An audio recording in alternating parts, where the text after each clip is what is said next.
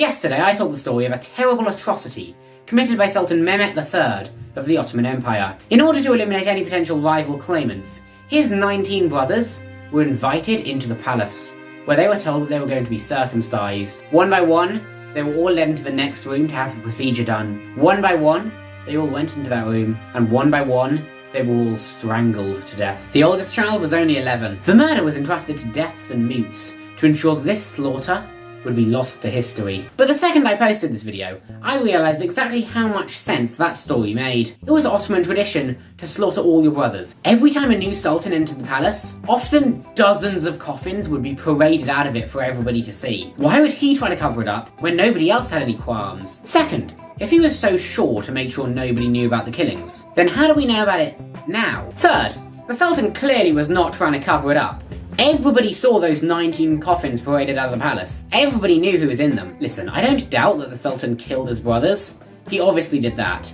However, what I'm doubting is the detail. How do we know that they were told that they were going to be circumcised, led off into a separate room one by one, and then they had the murder entrusted to deafs and mutes? That is the bit that I consider far-fetched. Also, deafs and mutes can communicate. I feel like I should mention that. They can write. So I decided to retrace my steps and see where I'd gone wrong. I first got the article from Jstor Daily. Jstor Daily cited another Jstor article, and the Jstor article cited this book published in 1904. This book was a compilation of a bunch of texts about Anglo-Ottoman relations translated into English. And the one we have to look at today was the Italian document written by one Salomon the Jewish man. Sure enough, on page 27 and 28 of the book, Salomon writes, "That night his 19 new brothers were conducted to the King Sultan Mehmet. They were the male children of then living of his father, by several wives. They were brought to kiss his hand, so that he should see them alive. The eldest of them was 11. Their king told them not to fear, as he did not wish to do them any harm, but only to have them circumcised according to custom. And this was a thing that none of his ancestors had ever done. And directly,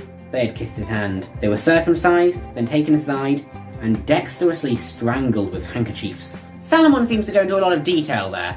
Detail that he couldn't possibly have known. He was a merchant who travelled between Constantinople, the Levant, and Italy. He was the advisor and translator of the British representative in Constantinople. Most likely, the British representative said, "Hey, the British government wants to know what's going on over here. Please do my homework for me, because you seem to know more about this subject than me." Then Salomon just wrote this letter, and then filled in these gaps in knowledge using his imagination. However, it didn't mention anything about deafs and mutes. Yet Wikipedia and at least one other article make the claim that the murder was in fact entrusted to deafs and mutes. Wikipedia cited this article. This article explicitly said that its sources may not be accurate, and the article then goes on to cite this book. And this article offers us a quote from this book. "The execution of the princes was entrusted to mutes, so that their desperate resistance and curses against their murderer would remain in deepest mystery." Now, it was written in French, but I had it translated into English. And would you believe it? I actually was able to find the book and the quote within it. And try as I might, I couldn't find anywhere that the book was citing a source for this. So I think we just have to assume that this work is false,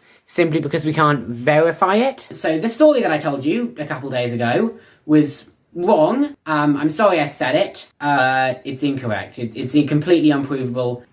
I don't know where the mute thing came from, but the thing about, circumcision, well, so we don't know how the emperor killed his brothers, but we know that he killed his brothers like everybody else. Now, while the story I'm telling you may be finished, I'm not. This is far from the first time I've gone down a rabbit hole of fact-checking and realised that I've been lied to. I should say that I first discovered this information in a non-profit peer review paper. Just let that sink in, that a non-profit peer review that we all trust for accurate information managed to screw up so terribly. It took me a couple of hours of researching at most to fact-check and dismantle many of the details in that assassination story. And it's not just history. You know how the average human attention span is 8 seconds long? Wrong! That's wrong, it's not true at all, just Google it! And yet despite that, half the UK believes it. Half. And I know the reason for this. If you hear a crazy story, you'll tell it to your friends because it's crazy. And then they'll extrapolate the details to make it even crazier, and tell everybody else, and it gets worse and worse than this, and that's presumably what happened here, and it's presumably how they got the idea of, entrusting the murder to mutes and deafs. Now, while the video I made has been privated, let's remember that a simple mistake on Wikipedia, a misreading, can result in absolutely everybody believing that this is the flag of Austria-Hungary, when it wasn't. The only reason I found this myth to be wrong, and by the way, I'm talking about the one about Constantinople here, was because I realised it looked fishy, and so I went researching. But what about the myths that aren't so unrealistic that they look fishy? Then, I presumably just don't catch them, do I? And the only thing we can do about all this misinformation is to check the sources, of the sources, of the sources, of the sources, until you reach the primary source. Because ultimately, every single other source is just relying on primary sources, so you might as well find the primary source, so you know what they're basing stuff off. I try very hard to get the information right on my channel,